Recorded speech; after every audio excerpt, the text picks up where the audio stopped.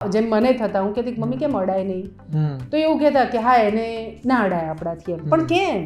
એટલે મને એમ થાય કે કેમ એ પૂછાવવું જોઈએ, અને કેમના જવાબો જે મળે ને એનાથી આપણને સંતોષ થાય ને તો જ સ્વીકાર. એટલે આપણે કદાચ છે ને પ્રોબ્લેમ્સને જ ઇગ્નોર કર્યા છે, 100%. સોલ્યુશન તો એના પછીનું સ્ટેજ છે. અને બિલકુલ બચ્ચા તરીકે પૂછાતો સવાલ હોય તો તમને ચૂપ કરવામાં આવે.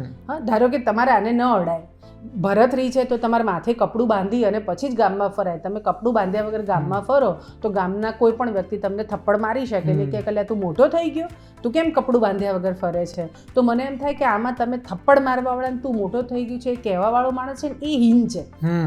બરાબર. અને આ સવાલ મન થવો જોઈએ કે ભણ્યા પછી, આજે ભણતર, ડિજિટલ યુગ, અને હજી પણ આપણે આ પ્રકારની માનસિકતામાં જીવીએ, સ્વીકાર ના કરવો કોઈનો કે આ બધી મારા પેલા નથી ગામના, અને એને હળધૂત કરવા, મને એમ લાગે છે કે અધમ છે. તો મંદિરમાં જવાનો બી આપણને કોઈ હક નથી.